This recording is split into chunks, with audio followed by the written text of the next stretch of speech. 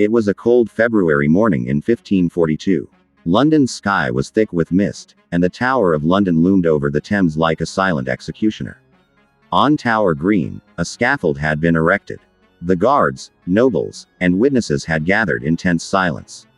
All eyes were on a trembling young girl in white, walking slowly toward the scaffold. Her name was Catherine Howard, the fifth wife of King Henry VIII, about to be executed for the crime of adultery. She was barely 18 or 19 years old. Born into nobility, Catherine Howard came from the powerful Howard family, but her early life was far from regal. Her father, Edmund Howard, was a penniless younger son with no significant title or fortune. She was sent to live with her step-grandmother, the Dowager Duchess of Norfolk, in a household more chaotic than proper. In this unruly environment, Catherine grew up without much discipline, often unsupervised. She was young, beautiful, and cheerful, qualities that attracted attention. In her early teenage years, Catherine had romantic relationships, first with her music tutor, Henry Minox, and later with a young courtier named Francis Dereham. They exchanged love letters, shared intimate moments, and possibly even promised marriage, a fact that would later be used to destroy her. These youthful affairs were never meant for politics or power, but in the court of King Henry VIII, the past could become a death sentence. In 1540, Catherine was brought to court to serve as a lady-in-waiting to Queen Anne of Cleves, Henry's fourth wife. It was there that King Henry, then in his late 40s and already growing tired of Anne, first saw the radiant and lively Catherine.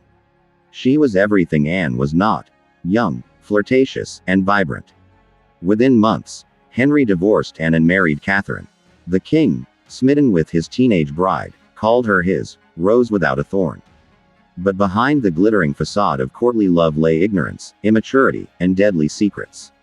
Catherine had no understanding of the dangerous world of Tudor politics. Her past lovers were not forgotten, nor buried, and in Henry's court, anything could be weaponized.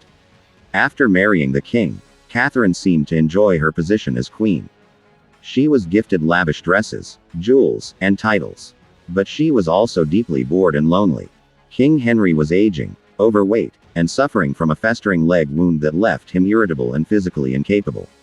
Catherine, still in the bloom of youth, sought companionship elsewhere, and soon began secret meetings with Thomas Culpeper, a handsome and favored gentleman of the king's privy chamber.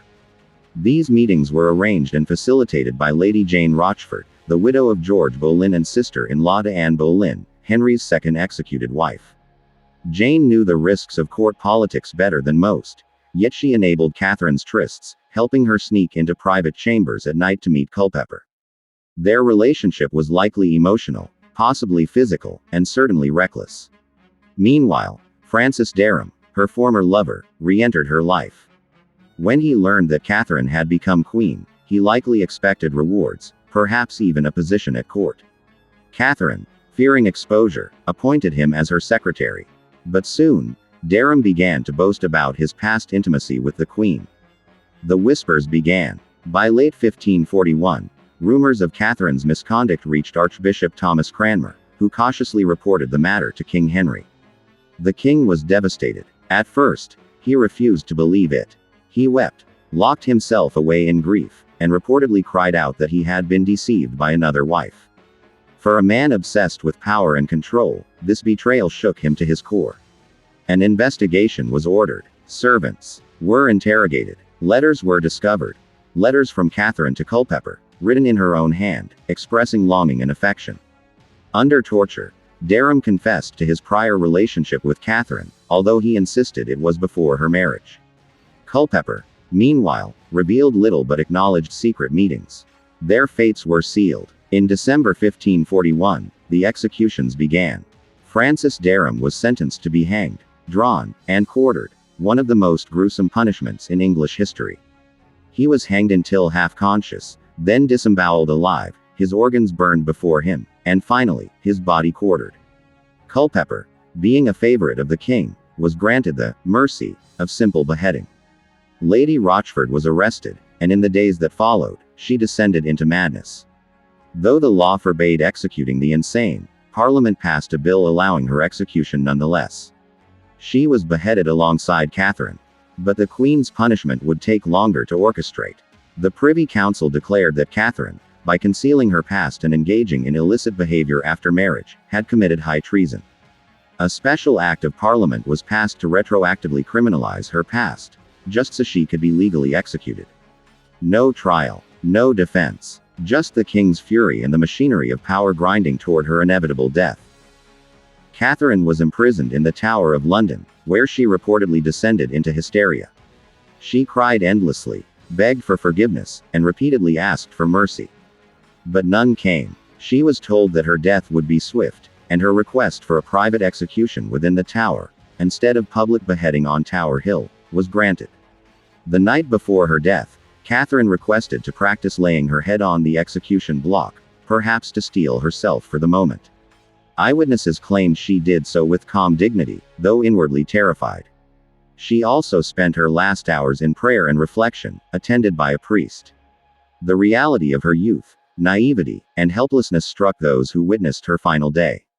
On the morning of February 13, 1542, Catherine Howard was led to the scaffold on Tower Green, the same ground where Anne Boleyn, her cousin, had been executed just 6 years earlier.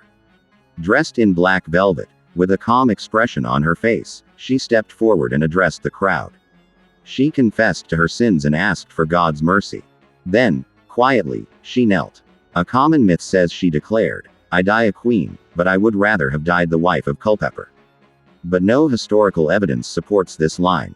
In reality, she spoke little, perhaps too frightened to utter anything more. The executioner stepped forward. With a single blow of the axe, Catherine Howard was beheaded.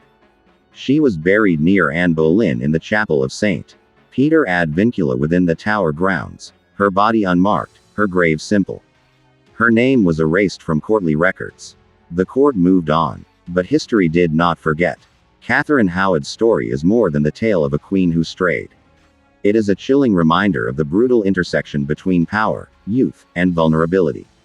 She was a teenage girl caught in a machine of politics, monarchy, and male control. Her brief reign, barely 18 months, ended in blood, shame, and tragedy. King Henry VIII would marry once more after her, but never again would he look at a young woman without remembering the girl he called his, Rose without a thorn. Catherine's ghost, they say, still haunts Hampton Court, running down the gallery screaming for mercy.